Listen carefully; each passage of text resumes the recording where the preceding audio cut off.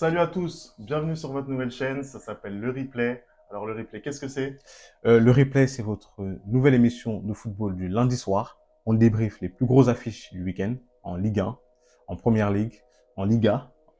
Et du coup, on va commencer tout de suite avec la première affiche de Ligue 1, c'est PSG Lens. On y va?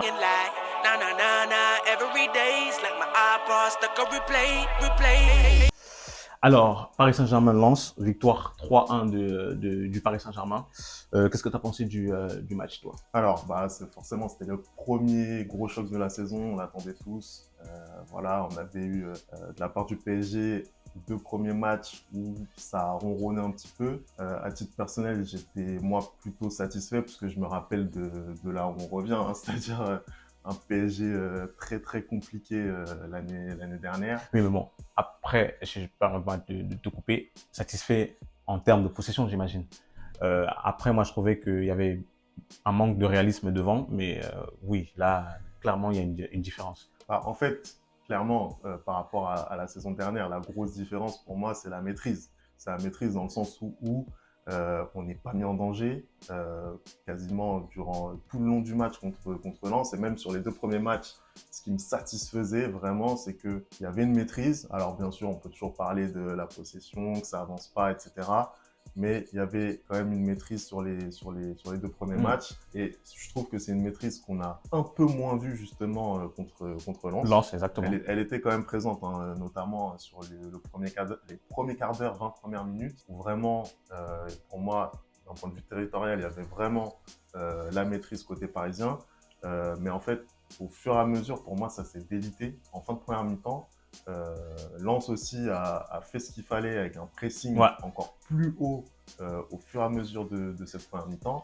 Et on a vraiment été gênés en fait sur la première mi-temps, je trouve. Moi, j'aimerais bien revenir sur ce que tu viens de dire concernant le pressing notamment. J'ai trouvé qu'en effet, un gros pressing de Lens qui, après les 15 premières minutes plutôt, où Paris a vraiment dominé, a commencé à sortir et à vraiment faire du jeu et à gêner la défense parisienne, notamment dans la relance. Ils ont mis ce gros pressing dans le jeu et on a notamment vu que les milieux parisiens avaient vraiment du mal à ressortir le ballon. Ils venaient pas rechercher le ballon au niveau des défenseurs. Du coup, c'était un match assez équilibré dans la première mi-temps. Après, Après, il l'a vraiment fait savoir, Zaïre Emery, à la mi-temps. Il a bien fait comprendre que ça a été vraiment compliqué en première mi-temps de ressortir les ballons. Ils ont bien travaillé, hein, que ce soit Ugarte ou Zaïre Emery, mais c'est vrai que dans la création, c'était vraiment compliqué en première mi-temps. Après, je pense quand même que si on fait le bilan, les plus grosses occasions, les meilleures situations, elles étaient quand même côté parisien. oui, après, il n'y Et, a, pas, et, y a, euh, y a pas photo. et voilà, Il n'y pour a pas moi, photo. c'est plus en termes de maîtrise, de résistance à la pression, que vraiment Paris a été un petit peu en difficulté en première mi-temps.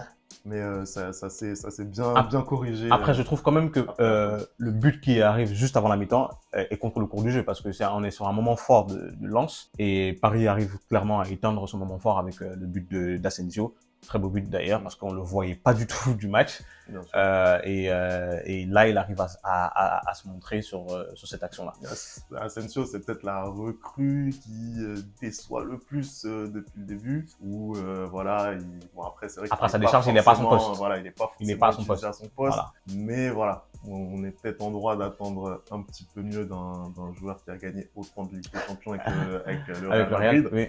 Mais en tout cas, voilà, je pense que ça va lui faire du bien quand même pour la suite de la saison. Et effectivement, ça arrivait à point nommé pour les Parisiens. Oui, parce qu'en plus, retour de la pause, c'est un pari totalement transfiguré, un très bon pari, c'est-à-dire qu'ils arrivent, ils mettent un gros pressing dès le départ, on a des séquences de jeu qu'on n'avait pas depuis le début de la saison, notamment parce qu'on manquait de profondeur, je pense, et c'est ce que amène justement Mbappé et Dembélé. Donc du coup là, ils reviennent, on a un match beaucoup plus ouvert, et du coup ce qui permet à Paris d'être aussi plus à l'aise, d'avoir les espaces et de pouvoir lancer Mbappé, notamment.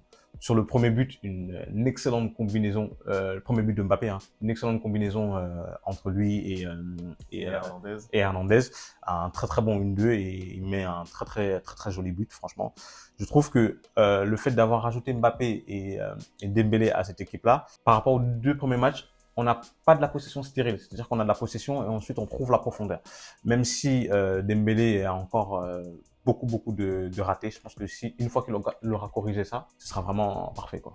D'ailleurs, comment tu vois, toi, la prestation individuelle des deux? Comment tu la Bah, perçois? prestation individuelle des deux, c'est-à-dire que Dembélé fait du Dembélé, c'est-à-dire qu'il arrive toujours à déstabiliser les défenses adverses, mais une fois qu'il arrive devant le but, il a du mal à finir. Alors que d'un autre côté, tu as Kylian qui lui est vraiment tranchant devant le but. Et c'est-à-dire que même quand ça ne doit pas rentrer comme sur le deuxième but, bah ça rentre parce qu'il est placé au bon endroit, il fait le bon appel, comment dire, il se déplace de telle manière que les défenseurs l'oublient totalement et il arrive à mettre ce deuxième but-là. Je pense que Dembélé va monter en puissance et il doit travailler surtout son efficacité et ça va faire Paris fera peur, hein, franchement. Moi, je suis assez d'accord sur l'analyse. C'est-à-dire que vraiment, Dembélé, on a vraiment la sensation que sur son côté, il peut vraiment faire du dégât à chaque prise de balle, à chaque dribble. On sent vraiment, que ce soit contre Lens ou même la semaine précédente quand il est rentré contre Toulouse. Vraiment, le danger, il est permanent. C'est vraiment incroyable. Il est très à l'aise balle au pied, en fait. C'est-à-dire qu'il déstabilise d'une manière. Bon, on est habitué, on l'a déjà vu faire en équipe de France, on l'a déjà vu faire au Barça notamment. Mais une fois qu'il prend le ballon, tu sens, il fait partie de ces joueurs que dès qu'il prend le ballon, tu sais qu'il va se passer quelque chose, en fait. Ouais, bien sûr. Et en plus, je trouve que là, ces dernières années, il a rajouté ce côté travailleur qui lui manquait peut-être à ses débuts. Donc vraiment, je trouve qu'il s'intègre vraiment dans le collectif de Luis Enrique. Donc pour moi, c'est clairement une satisfaction. Après, Dembélé, ça n'a jamais été un joueur de stats pour moi. Il a jamais eu, voilà, Après, c'est pas ce qu'on lui demande, hein, c'est pas ce qu'on 10 lui demande. buts ou 10 passes en fin de saison. Mais voilà, en tout cas, moi, sur ce que j'ai vu, c'est un joueur qui crée du danger, qui déséquilibre une défense, et c'est clairement ce qu'on lui demande. Donc pour moi, je suis satisfait. Et concernant Kylian, c'est vraiment incroyable la résilience qu'il a, cette faculté à répondre à la pression. Moi, personnellement, je suis... Sur le terrain, non, sur le terrain, il répond toujours. Et il fait parler son football et il maîtrise largement ce langage-là mieux que en dehors des terrains, hein, Kylian. Mais ouais, non, c'est-à-dire que sur le terrain, il y a vraiment rien à lui dire, hein, franchement. C'est vraiment incroyable. On se dit à un moment donné, l'extra sportif va le rattraper, et non, toujours, il répond encore. Là, c'est sa première sortie au parc de la saison. Il est archi attendu, et c'est encore un doublé. Donc vraiment incroyable, Kylian, ce qu'il nous fait là-dessus. Après aussi, je trouve quand même que en deuxième mi-temps, je pense que Lens paye un peu les efforts qu'ils ont fournis en première mi-temps et ils craquent totalement en deuxième mi-temps. C'est-à-dire que vraiment, Paris peut alourdir le score, franchement. Et c'est même dommage qu'à la fin, à toute fin du match, ils se prennent un but parce que ça aurait dû finir en clean sheet. Mais ouais, je pense que Lens a payé des efforts qu'ils ont fait tout au long de la première mi-temps. Mais j'apprécie vraiment cette manière de jouer de Lens qui nous permet d'avoir de beaux matchs comme ça. C'est-à-dire que c'est une équipe qui n'a pas forcément peur de Paris comme ça a été les dernières années avec les autres équipes de Ligue 1. Et ils font leur jeu. C'est-à-dire que même quand ils sont menés, ils essayent de sortir, ils essayent de développer du football, ils essayent comment dirais-je, de mettre Paris en difficulté. Et c'est ça qui nous permet aussi d'avoir un très beau match. Moi, je suis assez d'accord sur la prestation de Lens. Ils font vraiment un bon match. Ils mettent vraiment en difficulté cette équipe parisienne en première mi-temps. Je trouve que voilà, le travail qui est fait à Lens de réflexion pour préparer cette saison de Ligue des Champions, ils ont préparé dès l'hiver dernier le recrutement avec Fulgini, Thomasson notamment derrière Sotoka, oui, voilà, qui se sont intégrés au fur et à mesure, qui ont été recrutés à l'hiver dernier et qui vraiment donnent pleinement satisfaction. Voilà, sur les côtés également, les pistons vraiment très intéressants. Moi, je suis fan de Frankowski, je trouve que c'est un joueur incroyable. Match à deux aussi. Hein. Et un match à deux à gauche. Mais vraiment, cette équipe-là, en Ligue 1, pour moi, c'est une chance de l'avoir. Et très très gros travail de Francaise vraiment avec cette équipe. Bon, c'est tout sur le Paris Saint-Germain-Lens, hein, qui se solde sur une victoire de Paris 3-1, doublé de Kylian, but d'Asensio. Vraiment Paris en maîtrise. On va passer sur la prochaine affiche, à savoir Brest. Marseille-Brest, voilà. C'est parti.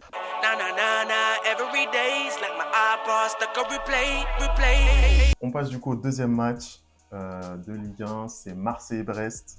qui a eu lieu donc au Vélodrome samedi soir. Qu'est-ce que tu as pensé toi de ce match? C'est quoi ton analyse par rapport à ça? Déjà, dans un premier temps, je pense que c'est une grosse affiche, hein, étant donné le début de saison de Brest, hein, clairement, C'est qui vrai. est sur 2 victoires en 2 matchs avant d'attaquer ce rendez-vous contre Marseille, pardon.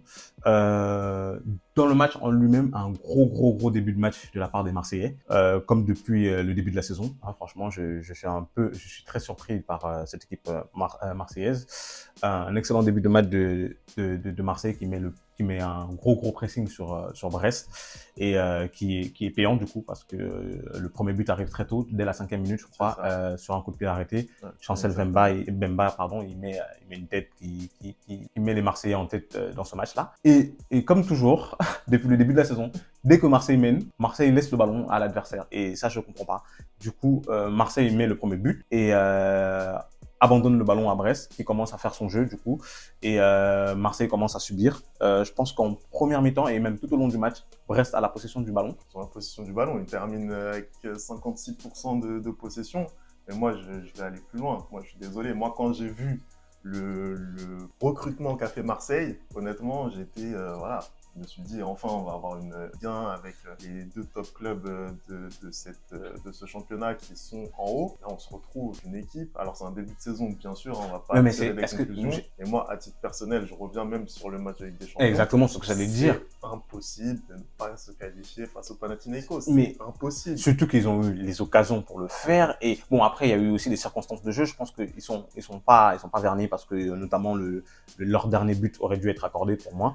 Mais j'ai l'impression que, à l'inverse justement de Paris Saint-Germain qui veut garder le ballon, Marseille fait le choix d'abandonner le ballon à l'adversaire et de contrer. Sauf que pour l'instant, ça a été payant peut-être en Ligue 1. Mais c'est ce qui leur vaut leur élimination, je pense, en Ligue des Champions parce qu'il y avait vraiment la place. Et là, pareil, c'est pas normal que Brest ait le plus d'occasions que Marseille tout au long du match parce que, en plus, si Brest avait été plus réaliste, c'est un autre score. Hein. On a vraiment la sensation qu'en fait, c'était Brest qui jouait à domicile.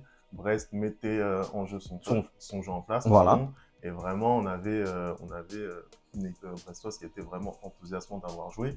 Les Marseillais, moi je trouve, hein, je vais pointer un petit peu du doigt Marcelino, il arrive avec son système de prédilection, c'est le 4-4-2. Voilà, c'est un 4-4-2 qui est. Moi, je sais pas si c'est un 4-4-2 parce qu'en effet, sur les compositions, on voit un 4-4-2, mais quand je regarde l'animation offensive, moi j'ai plus l'impression qu'on est sur un 4-2-3-1. Parce que Ndiaye, il ne joue pas vraiment comme un attaquant, il joue plus comme un milieu offensif pour moi. Il joue comme un second attaquant, Oui. mais ceux qui se retrouvent au cœur du jeu, c'est Rongier et Verretou. C'est Rongier et Verretou. Et en vrai, pour moi, si on veut vraiment dominer un match de la tête et des épaules, pour moi, cette double paire, elle fait les efforts, hein, mais en termes de créativité, pour moi, c'est pas suffisant. Après, je trouve quand même que t'es un peu dur parce que je trouve que Rongier est beaucoup plus dans la créativité justement que Verretou. J'ai trouvé que Verretou était beaucoup dans des passes latérales, alors que Rongier, lui, il essaie justement les passes dans la profondeur, notamment pour Aubameyang ou encore pour Sarr. Et lui, notamment, il a énormément porté le jeu de Marseille dans la profondeur, alors que Verretou, justement, c'était très latéral et horizontal, et du coup, ce qui permettait pas à Marseille de développer un football incroyable. Et je sais pas, en fait, comment ça va se passer pour eux moi, pendant la saison. En tout cas, ce qui me fait peur, c'est que j'ai vraiment l'impression que Marcelino, il a pas l'envie, en fait, de se remettre en question et de se dire, OK, j'ai cet effectif à disposition, comment est-ce que je peux faire en sorte qu'il s'exprime dans les meilleures conditions.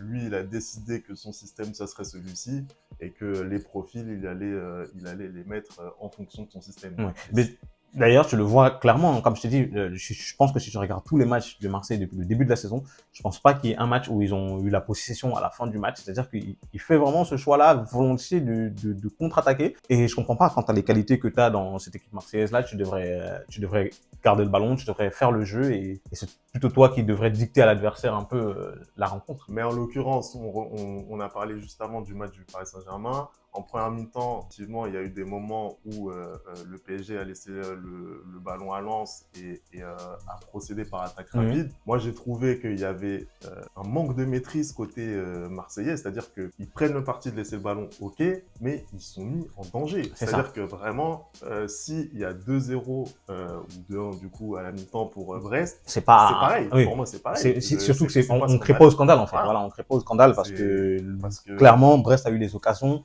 et ils ont des occasions très franches. Ils n'ont pas réussi à finir, tout simplement. C'est ça. Donc, pour moi, en fait, au-delà de la volonté de vouloir laisser le ballon, il y a clairement un manque de sérénité en fait dans cela. On ne les sent pas maîtres de leur destin. Et moi, en tant que supporter marseillais, je serais un petit peu désabusé quand je regarde de quoi je sors, c'est-à-dire de 2 saisons avec 2 entraîneurs différents, certes, mais 2 saisons où on a une équipe qui va vers l'avant, où le projet de jeu il est clair, c'est d'aller vers l'avant avec les systèmes à 3 qu'on a vu avec Sampaoli. Oui. Après, est-ce que c'est pas aussi parce qu'on est au début de la saison et qu'on a encore des individualités dans cette équipe qui n'arrivent pas à s'exprimer? Ce que je voulais vraiment dire, c'est que la philosophie qu'on voit aujourd'hui, elle ne me plaît pas du tout. Surtout quand on voit la Marseillaise, les saisons, des 2 saisons précédentes, où il y avait vraiment cette volonté d'aller absolument vers l'avant. En tout cas, oui, les Marseillais donc qui remportent ce match contre Brest. Hein. On va voir dans un court instant où est-ce que ça les met au niveau du classement. Donc du coup là on a le classement comme tu peux le voir. Monaco qui est premier, qui sort d'un match nul contre Nantes. Très gros match, franchement c'est une bonne pub pour la Ligue 1, hein. Franchement j'ai beaucoup aimé ce que j'ai vu. On a Marseille mine de rien qui est deuxième aussi, hein. On a Marseille qui est deuxième. Les deux équipes qui sont dans le bon wagon, hein. C'est Monaco et Marseille. Paris en 8 points. Et comme je le disais, un très bon début de saison de la part de Brest. J'espère que ça va continuer. Franchement c'est une équipe que j'aime beaucoup. Écoute, on va s'arrêter là pour ce match. Je vous propose de passer à la Liga avec beaucoup plus attractif. Avec un premier match, ça sera Celta Vigo, Real Madrid. C'est parti.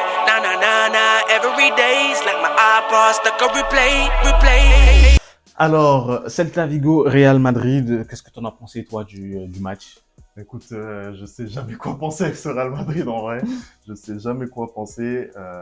Honnêtement, déjà sur le match, ça a super bien commencé, je trouve. On a eu du rythme, on a vu la volonté du Celta Vigo de jouer. Ils ont eu un but refusé dès le départ. D'ailleurs, le but refusé, moi, je veux pas te cacher, hein, je suis supporter madrilène, mais je pense que c'est un peu dur de la part de l'arbitre d'avoir refusé le but du Celta Vigo parce que en soi, on tire le maillot de Kepa, c'est vrai, c'est indéniable, mais je pense pas que ce soit un truc vraiment qui mérite qu'on annule un but, quoi. Voilà. Moi, j'ai quand même tendance à penser que pour moi, le gardien, on touche pas au gardien. Si on touche au gardien, pour moi, c'est faute. Voilà, il y a pas de. Oui, en plus, je pense que ce qui aussi fait qu'il annule le but, c'est que la même personne qui tire le maillot, c'est la même personne qui marque au final. Donc, c'est peut-être pour ça aussi. Clairement, pour moi, il n'y a pas du tout scandale à annuler le but. Mais après, au fur et à mesure du match, on a vu le Real Madrid qui doucement a posé l'étreinte sur le match.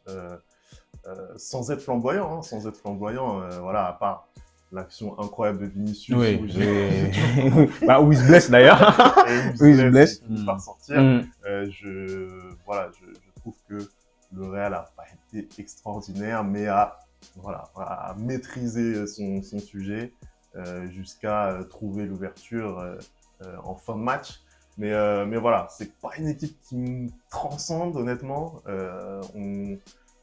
On a toujours tendance à penser qu'elle peut se faire prendre, mais au final, il y a toujours ce côté gestion des événements calme, c'est vraiment impressionnant. En plus, quand les vétérans Kroos et Modric sont rentrés, au final, on a senti encore plus de maîtrise. Donc, sur ce match-là, c'était du Real dans le texte, on va pas se mentir. Moi, si je peux me permettre, je vais rebondir un peu sur ton analyse et approfondir un peu ce que tu as dit sur la domination du Real. Et tu l'as bien dit, je pense que c'est une domination stérile de la part du Real Madrid. Vraiment tout au long du match, c'est-à-dire qu'on a l'impression que le Real est fort. Et en effet, le Real est fort, le Real a le ballon. Je crois que c'est 60% de possession de balle sur tout le match pour le Real. Mais il manque la profondeur. Il manque la profondeur et ce système de jeu en 4-4-2 dessert pour moi le Real aujourd'hui. Et pourquoi? Parce que le joueur du Real qui ramène la percussion et la profondeur, c'est Vinicius. Et ce système-là, aujourd'hui, ne lui permet pas d'être à l'aise. Ça ne lui permet pas d'exprimer ses qualités. Et notamment, comme tu l'as dit, l'action la plus dangereuse, au final, c'est là où il exprime ses qualités. Il part du côté gauche et il arrive à bien déborder les défenseurs de Celta Vigo et à se mettre en valeur. Aujourd'hui, pour moi, tu vois cette équipe et tu vois clairement qu'il manque un numéro 9. Il manque un numéro 9 et la personne qui, depuis le début de la saison, justement, a rempli ce rôle de numéro 9, c'est Bellingham et c'est pour ça qu'il a 4 buts aujourd'hui. Parce qu'il prend constamment la profondeur, il essaie constamment de se mettre à la place du numéro 9 et c'est pour ça qu'il arrive à marquer les buts qu'il a aujourd'hui. Mais moi, je pense pas que ce système-là soit viable. J'aurais préféré que Ancelotti mette, quand Vinicius s'est blessé, par exemple, Rodrigo à gauche, il a fait rentrer Rosselló en pointe et il met quelqu'un à droite. Soit Brahim ou Valverde, par exemple, à droite. J'aurais préféré voir un 4-3-3 où les joueurs peuvent plus s'exprimer, exprimer leurs qualités notamment, parce que franchement, je fais vraiment pas confiance au 4-4-2, je sais pas. Quand on va jouer le Barça ou on va jouer en Ligue des Champions, je pense qu'on verra les limites de ce système-là. Clairement, je trouve que pour exprimer au mieux les qualités du reste de l'équipe type, en fait, il est obligé de faire ça. Je pense qu'il n'a pas le choix. Je pense que Vinicius, effectivement, son poste préférentiel, c'est à gauche, vraiment de partir, de coller la ligne et d'essayer de faire des différences. Mais clairement, pour mettre dans la meilleure situation possible les Tchouaméni, les Kamavinga, les Valverde, en fait, il a pas d'autre choix pour l'équipe que de faire ça. Oui, pour moi, clairement, les grands gagnants de ce système, c'est le milieu de terrain. Et en effet, on le voit, ils sont incroyables. Depuis le début de la saison, les 4 vraiment ensemble, c'est du poulet, hein. Je vais pas te mentir, c'est un milieu de terrain qui notamment Tchouaméni, il est extraordinaire depuis le début de la saison et c'est une dinguerie. Et pareil pour Bellingham, franchement, j'ai l'impression que les 100 millions, c'est un braquage parce que le gars, il fait tout. Il est capable, il est là dans la récupération. Je pense qu'il est un peu moins dans la création. Je pense que c'est ça qui manque aujourd'hui et notamment quand Kroos et Modric rentrent, notamment, tu vois qu'il y a un peu plus de création aussi. Mais moi, je pense que vraiment, le problème aujourd'hui, c'est l'attaque. C'est-à-dire que si l'attaque ne va pas dans la profondeur, ces milieux de terrain, au final, ils sont bridés. Et en soi, si tu regardes le match, le Celta, ils concrétisent pas leurs actions, hein, parce qu'ils ont 2 belles actions où ils peuvent marquer et tu as un autre match. Et même si aujourd'hui le Real est habitué à revenir, à garder la maîtrise du match, j'ai l'impression que le Celta, à plusieurs occasions, on aurait pu avoir un 0, 2-0 et au final le Real trouve la faille assez tardivement quand même dans le match. Bien sûr, bien sûr. Après, voilà, le Celta, effectivement, ils ont eu une ou deux opportunités, mais globalement, on va dire que la maîtrise, elle est côté madrilène. Et en réalité, ils savent parfaitement que le moment opportun va arriver. Oui, en vrai, voilà, c'est ça. Ils attendent, sachant très bien qu'ils vont marquer. Voilà, ils savent que ça va arriver. Et Bellingham, vraiment, d'ailleurs, sur le but, il fait vraiment un geste d'attaquant. C'est ça, il est en numéro 9. Il est en numéro 9. Il passe devant le défenseur pour aller se jeter. Mais ouais, en tout cas, moi, sur ce match-là, je me dis que Ancelotti, il privilégie vraiment le contrôle, notamment au milieu de terrain. Au milieu de terrain, ouais. Et ça leur a permis, pour moi, de traverser ce match assez tranquillement et au final, pas de grosses... Moi, je pense qu'on peut pas encore tirer de grosses conclusions parce que jusqu'à maintenant, le Real n'a pas eu premier match peut-être contre l'Athletic Bilbao, mais je pense que le Real n'a pas eu de vrai test contre une équipe qui est très offensive, du coup, pour voir un peu ce que ça va donner ce milieu de terrain-là et surtout pour jouer contre une très bonne défense pour voir un peu ce que l'attaque aussi va donner. Mais moi, personnellement, je pense quand même que le 4-3-3 reste le meilleur système de jeu. Mais au final, on en parle, ça fait la 3e victoire du Real en 3 matchs à l'extérieur. C'est très fort. Je pense que Ancelotti devrait quand même mettre en place plus de turnover parce que tu as un Brahim Diaz sur le banc notamment qui mériterait de jouer. Il a fait une rentrée, dernier match, très bonne rentrée. Je pense qu'il devrait grappiller des minutes de jeu dans cette équipe-là. Je pense que le Real monte en puissance, à voir ce que ça va donner vraiment. Je pense que avec un bon 9, on aurait vraiment un très bon Real. Mais bon, voilà, ça c'est mon avis. On va pas réouvrir le dossier. On va pas ouvrir le dossier le dossier du numéro 9 au Real Madrid parce que là finalement le Real est en train d'aller dans une saison sans numéro 9. Absolument. Bon, on verra ce que ça va donner. On verra ce que ça va donner. Victoire 1-0 du Real Madrid sur le Celta Vigo. On passe au 2e match de Liga, c'est Villarreal FC Barcelone. Un match beaucoup plus attrayant, hein, on va dire. On y va, c'est parti. Na na na na, every day's like my iPod stuck on replay. Allez, deuxième match de Liga, Villarreal-Barça. Gros match encore. Où là, effectivement, on a eu énormément de spectacles. C'était pas Celta Real, hein, si je peux me permettre. 4-3, score final. Qu'est-ce que tu as pensé de ce match? Comme tu as dit, franchement, c'est un match très plaisant avec deux équipes très joueuses, aussi bien le Barça que Villarreal, hein. L'équipe de Kiki Setien, vraiment, ils me surprennent. J'ai vu une première mi-temps de très haute intensité qui se termine avec 4 buts, notamment 2 buts du côté du Barça, 2 buts du côté de Villarreal. J'ai vu le Barça prendre l'avantage dans le match très rapidement sur 2 erreurs défensives de Villarreal, mais c'est juste honteux de défendre à ce niveau-là. Surtout que pour moi, Villarreal, ils avaient bien mieux débuté le match que les Catalans. Voilà, pour moi, dans le jeu, l'initiative venait de Villarreal, surtout. Villarreal. Et se tirer une balle dans le pied comme ça, je trouve ça incroyable. Pour moi, vraiment, le Barça à 2-0 pour eux au bout d'un quart d'heure, normalement c'est rideau. C'est-à-dire que normalement le match il est terminé. Exactement. Voilà. Après voilà, c'est ça que j'ai aimé aussi, c'est-à-dire que malgré le fait qu'il y ait eu 2-0 pour le Barça très rapidement, le Villarreal a su répondre, a su inquiéter cette équipe de Barcelone et a su avoir du répondant. Et ils sont revenus sur coup de pied arrêté notamment et ensuite sur le deuxième but. D'ailleurs, je pense que la mi-temps devrait se finir à 3-2 parce que autant pour le Real, dont je te parlais du but refusé pour le Celta, je trouve que le but refusé à Villarreal est très dur. J'ai l'impression que Etienne Capoue ne touche pas du tout le ballon. Donc je vois pas où pourrait se situer le hors-jeu exactement. Après, pour moi, comment dire, je sais pas exactement quelle est la règle là-dessus, mais pour moi, Etienne Capoue fait son jeu, il touche pas le ballon. Oui, il touche pas le ballon. L'intention, c'est de le toucher. Ouais. Non, parce qu'en soi, pour moi, il est dans sa course. Donc, bon, on va pas polémiquer là-dessus, mais pour moi, je pense que si on termine à 3-2 la mi-temps pour Villarreal, c'est pas un scandale. Après, au niveau de la deuxième mi-temps, pareil aussi, je trouvais que c'est une très bonne deuxième mi-temps des deux équipes. Villarreal revient bien mieux que Barcelone, et encore, ils arrivent à prendre l'avantage, 3-2, notamment. Et là, pour le coup, Barcelone qui est dans la réaction, notamment avec Lamine Yamal. Quel joueur ce petit, il a 16 ans. En fait, c'est vraiment, pour moi, si j'ai envie de dire, c'est une des seules satisfactions sur le terrain, peut-être avec De Jong, que j'ai trouvé aussi encore assez bon sur le terrain. Effectivement, c'est le seul qui provoque, c'est le seul qui essaie de créer des décalages, des ouvertures. Il a 16 ans, il tient le FC de Barcelone c'est incroyable. sur ses épaules. Il faut vraiment se poser la question. Moi, cette saison, je ne sais pas comment le Barça peut avoir des ambitions européennes avec l'équipe telle qu'elle est constituée aujourd'hui. Ouais, c'est vrai que offensivement, je trouve qu'ils ont énormément perdu, notamment avec Dembélé. Dembélé qui part.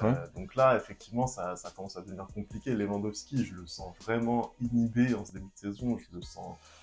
Il marque le quatrième but, mais franchement, quand on regarde le match, je trouve qu'il est pas dedans. Il sent pas les coups. Je le sens pas. Je le sens vraiment pas en ce début de saison-là.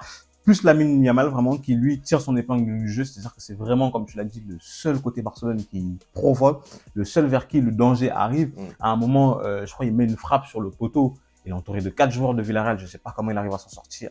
En fait, à chaque fois qu'il touche le ballon, il se passe quelque chose. C'est incroyable. Cette action incroyable. J'aimerais bien aussi pointer du doigt le bon coaching de Xavi dans les tribunes avec la rentrée de Ferran Torres, parce que du coup c'est lui qui vient provoquer le but d'égalisation du côté du Barça notamment. Il fait des très bonnes rentrées. Aussi bien l'attaque du Barça, je la trouve là pour le coup, ils ont réussi à marquer 4 buts. Aussi bien la défense du Barça, au même titre que celle de Villarreal, c'est honteux. Je pense qu'aujourd'hui, tu peux pas être Barcelone et avoir Marco Alonso, Sergi Roberto dans ta défense en fait. Et Christensen, c'est ça, ouais, Christensen. Je trouve que cette défense n'est pas au niveau, et comme tu l'as dit, peut-être en Liga ça pourra fonctionner, mais en Ligue des Champions ça va être compliqué pour eux s'ils gardent cette défense-là. Il y a que, pour moi, il y a que Koundé vraiment qui est au niveau, quoi. Voilà, exactement. Bien sûr. Mais sinon, ouais, dans l'ensemble, très bon match des deux équipes. Vraiment plaisant à regarder. Pareil aussi, c'est une bonne publicité pour la Liga. Malgré tous les gens qui me demandent qui regarde encore la Liga, hein, voilà, c'est pour ce genre d'affiche-là. Très bon résultat de Barcelone qui vraiment se sentir bien sur ce gros Ils s'en match. tirent très très très bien moi je voudrais vraiment mettre en avant la prestation de Villarreal parce que vraiment moi j'ai trouvé que les mouvements ils étaient fluides. Ouais. Comment Ah oui, dire, c'est la doublette au milieu de terrain avec Etienne Capou, Dani Parejo, vraiment c'est une doublette qui a fait tourner la tête des Catalans. l'attaque aussi, hein. Ah, Franchement, Sorloth, très remuant. Je sais pas, il a une carrure qui tu penses qu'il n'est pas technique, mais en fait, finalement, il est très, très technique et ils ont mis en difficulté la défense du Barça vraiment tout, Mais je parle tout le même long pas, on parle du même match. pas de Moreno, Ouais. le patron. Poison, hein. Le taulier, qui Poison, vraiment, ouais. c'est impressionnant techniquement, c'est juste incroyable. Et non, c'était vraiment un match vraiment agréable à suivre. Donc voilà, au final, les Catalans, ils s'en sortent avec la victoire Ouais. tout de même. Ils enchaînent leur deuxième victoire hein, après le premier match nul de la première journée. Ça quand même de rester au contact. Voilà, il y a 2 points de retard sur les Madrilènes. Mais voilà, moi je serais pas hyper optimiste pour les Barcelonais pour l'avenir et notamment pour la Ligue des Champions. Après, à voir. Je pense quand même qu'on va voir ce que Xavi va mettre en place. Je trouve qu'ils ont ils ont quand même une bonne équipe. Je pense qu'ils ont les ressources pour pouvoir s'en sortir en Ligue des Champions. En tout cas, je pense pas qu'ils vont sortir dès le premier tour comme ça a été le cas Non, et aller en Europa comme ça a été le cas dans les 2 dernières années. Je pense que là, ils vont réussir à passer ce premier tour, surtout qu'ils vont enfin éviter le Bayern. Donc, ouais, non, je pense qu'il y a de quoi faire. Mais en tout cas, oui, ce match, c'était un très bon match de la part des 2 équipes, vraiment. On va passer au match de Première Ligue. On a retenu Arsenal-Fulham pour ce gros choc de PL. C'est parti. Na na na na, every day's like my iPod stuck on replay. Alors, Arsenal-Fulham, que ce solde sur un match nul, 2 partout, entre les 2 équipes. Qu'est-ce que tu as pensé, toi, du match? Écoute, pour moi, bon, c'est un début de saison encore une fois. Je pense que Arsenal a pas fait le match de fou qu'ils auraient dû faire à domicile pour espérer garder le wagon et suivre vraiment City, parce que c'est quand même l'objectif pour Arsenal. Pour moi, ils doivent gagner ce genre de rencontre quand on veut aller chercher le titre. Le titre, ouais, clairement. J'ai trouvé que l'entrée dans le match a été compliquée forcément. Ça tu peux le dire. Hein. Voilà, ça a été compliqué et Bukayo Saka en l'occurrence il fait l'erreur sur le but. Je trouve que ses premières minutes, ses premières 20 minutes, elles sont vachement compliquées. Après, bon, il fait l'erreur sur le but, mais moi je pense que c'est pas le seul à blâmer. Hein. Je pense que Ramsdale aussi peut faire mieux. Peut faire mieux. Il peut faire mieux. Il peut faire mieux. Je pense qu'en fait, il anticipe le lob et au final, ça lui fait faire un petit peu n'importe quoi. Ouais, exactement. Mais voilà. En tout cas, techniquement, sur le niveau technique, notamment de Bukayo Saka sur cette première mi-temps, il est limite, quoi. Il fait pas mal d'erreurs techniques. Après, pour le reste, honnêtement, Arsenal, tout au long du match, et de surcroît, après l'expulsion, ils doivent gagner. Oui, ils ont bien les sûr. occasions. C'est certain. Ils terminent le match à plus de 70% de possession, avec énormément d'occasions. Ça doit gagner. Voilà, moi, c'est ce que je pense. Et le fait qu'il ne l'ait pas fait, pour moi, par rapport à City qui arrive dans ce genre de match un peu compliqué à terminer par une victoire, je trouve que c'est un mauvais signal pour la suite du championnat. Après, je trouve aussi que Arsenal paye un peu les choix de son coach en première mi-temps, dans le sens où moi j'ai vraiment pas compris pourquoi c'est Trossard qui se retrouve en attaque à la place de Nketiah, parce que vraiment dès qu'il est rentré, tu vois la différence. Vraiment, il apporte beaucoup plus de profondeur, beaucoup plus de vitesse. Il est à l'aise. Surtout qu'il avait prouvé. Oui, c'est ça en fait. C'est qu'il avait prouvé les 2 matchs d'avant qu'il était capable. Exactement. J'ai pas compris. T'as un milieu de terrain aussi avec Havertz qui pour moi est pas bon, il est pas au niveau, énormément de pertes de balles pendant cette première mi-temps. D'ailleurs, c'est ça qui lui vaut d'être remplacé. Et le seul milieu de terrain vraiment pour moi côté Arsenal qui a essayé de trouver la profondeur, de casser les lignes, c'est Declan Rice, hein, très très bon depuis le début de la saison du côté d'Arsenal.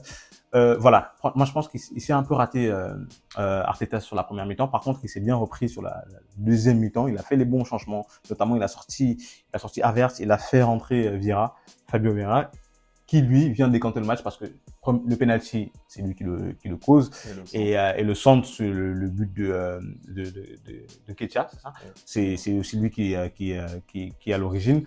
Même si je trouve que c'est un peu litigieux parce que sur le but d'Arsenal, il y a manifestement faute sur le joueur de Fulham, mais je comprends pas pourquoi la VAR ne revient pas dessus. Même avec la VAR, on a toujours des problèmes d'arbitrage parce que pour moi, ouais, clairement, il y a faute. Hein. On va pas se mentir. Et comme tu dis, une fois qu'ils sont réduits à 10, normalement, Arsenal doit gagner le match. Et c'est plutôt l'inverse qui se produit. C'est-à-dire qu'en fin de match, c'est même Fulham qui a failli faire un hold-up. Avec Adama Traoré, exactement, Adama Traoré qui rate son occasion face à face. Heureusement, Ramsdale, pour le coup, reste bien sur ses appuis et comment dirais-je, gêne un peu Traoré qui n'arrive pas à placer son ballon. Mais oui, c'est un match maîtrisé dans la possession de balle par Arsenal, mais ils sont pas très tranchants. C'est-à-dire que je pense que Fulham aurait mérité mieux, parce que quand tu regardes la physionomie du match, ils n'ont pas été tranchants non plus. Arsenal maîtrise, mais sans vraiment avoir des grosses occasions. Bukayo Saka, il se réveille en deuxième mi-temps et je pense que peut-être son erreur aussi l'a un peu perturbé pour la première mi-temps, mais c'est pas un gros Arsenal. C'est pas un gros Arsenal que je vois. Et comme tu dis, au final, ils perdent 2 points sur City, qui lui, quand c'est des matchs comme ça, ils arrivent à gagner, on l'a encore vu, hein, ils arrivent à gagner. Rodri, encore une fois de plus, qui sauve ce City-là. Et c'est ce genre de match qui te fait justement reconnaître un champion. C'est-à-dire que City, même quand ça va pas, bah, ils gagnent en fait. C'est pas le cas d'Arsenal là. Ils perdent 2 points qui fait en sorte que, bah, on va le voir là sur le classement. Voilà, City déjà fait le plein. 3 matchs, 3 victoires, 9 points, et on a Arsenal qui se retrouve déjà un peu largué. Mais bon, c'est que 2 points. On n'est pas à l'abri que la prochaine journée, City perdent et du coup ils arrivent à recoller. Mais je pense que c'est des matchs comme ça où on voit le caractère d'une équipe qui peut être championne. Bien sûr, pour moi c'est un mauvais signal quoi qu'il arrive que de ne pas réussir à battre Fulham à domicile. Clairement, quand on cherche à faire tomber l'ogre City, il faut envoyer des messages dès le départ. Et Arsenal, la saison passée, même avec une avance conséquente, s'écroule. Quand on voit qu'ils arrivent à s'écrouler de cette façon-là, on se dit que ça risque d'être compliqué s'ils prennent du retard comme ça dès le début de la saison. Mais en soi, oui, bonne opération pour Fulham qui arrive à accrocher Arsenal, qui prend ce point-là. Moi, je trouve qu'Arsenal aurait dû gagner, comme tu l'as dit, aurait dû prendre les 3 points pour accrocher le wagon de tête, mais bon. Voilà, on va finir là-dessus. On vous remercie vraiment d'avoir regardé la vidéo. N'hésitez pas à nous suivre sur nos différents réseaux. Hein, c'est le Replay Foot partout. Vraiment, de toute façon, ça s'affiche là. Suivez-nous sur nos réseaux. On est présent sur Insta, sur Twitter, bien sur TikTok aussi. On est bientôt présent sur Twitch. On fera des streams avec vous, notamment pour pouvoir débattre de l'actualité football et tout. On revient prochainement avec une vidéo sur le mercato. Absolument, vidéo sur le mercato. On va faire un bilan de tout ce qui s'est passé pendant ces 2 mois de tractation. On verra les meilleurs transferts, les moins pertinents. Et puis bien sûr, on va revenir sur la prochaine journée de championnat, sur la Liga, la Ligue 1, la Première Ligue. Bref, gros programme sur le replay. On se retrouve lundi prochain. À lundi. À lundi. Je serai là en tout cas. Allez, ciao.